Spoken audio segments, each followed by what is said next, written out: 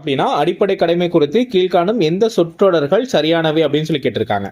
அடிப்படை கடமை அரசியலமைப்பு சட்ட விதி 51A கொடுக்கப்பட்டுள்ளது அப்படிங்கிறது சரி. 11 அடிப்படை கடமையை 86வது சட்ட திருத்தம் 2002 பட்டியலில் சேர்க்கப்பட்டது அப்படின்னு சொன்னதும் சரி. அறிவியல் மனப்பான்மையை வளர்த்தல் ஒரு அடிப்படை கடமை அல்ல அப்படின்னு சொல்லி கொடுத்துருக்காங்க. இது ஒரு கடமை அப்படின்னு சொல்லணும். அப்ப கடமைன்னு சொல்லியிருந்தா இது சரி, கடமை அல்லன்னு சொன்னனால இது தவறு. இது எந்த புக்ல இருக்கு அப்படின்னு சொல்லி பார்த்தோம்னா 10th புக்ல இருக்கும். சரிங்களா?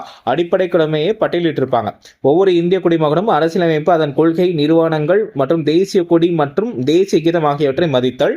அதுக்கப்புறம் சுதந்திர போராட்டத்திற்கு தூண்டுகோலாக அமைந்த உயரிய நோக்கங்கள் போற்றி வளர்த்தல், இந்திய இறையாண்மை, ஒற்றுமை, ஒருமைப்பாடு இவற்றை பேணி பாதுகாத்தல், தேச பாதுகாப்பிற்காக தேவைப்படும் பொழுது தேச பணியை ஆற்ற தயாராக இருத்தல், சமயம், மொழி மற்றும் பிராந்தியம் அல்லது பகுதி சார்ந்த வேறுபாடுகள் மறந்து பெண்களை தரைக்குறைவாக நடத்தும் பழக்கத்தை நிராகரித்தல், பெண்களை கண்ணியத்தை காக்கும் எண்ணத்தை மேம்படுத்தி இந்திய மக்கள் அனைவரிடமும் சகோதரத்துவத்தை வளர்த்தல், நமது உயர்ந்த பாரம்பரிய கலப்பு கலாச்சாரத்தை மதித்து பாதுகாத்தல், காடுகள், ஏரி, ஆறுகள், வனவிலங்குகள் மற்றும் உயிரினங்கள் அடங்கிய இயற்கை சுற்றுச்சூழலை பாதுகாத்து மேம்படுத்தி அவை வாழும் சூழலுக்கு ஏற்படுத்துதல், அறிவியல் கோட்பாடு, மனிதநேயம், ஆராய்ச்சி மனப்பான்மை மற்றும் சீர்திருத்தம் ஆகியவற்றை வளர்த்தல், வன்முறையை கைவிட்டு பொது சொத்துக்களை பாதுகாத்தல், தனிப்பட்ட மற்றும் கூட்ட செயல்பாடுகள் என அனைத்து செயல்பாடுகளிலும் சிறந்தவற்றை நோக்கி செயல்பட்டு தேசத்தின் நிலையான உயர்ந்த முயற்சி மற்றும் சாதனையை உழைத்தல்,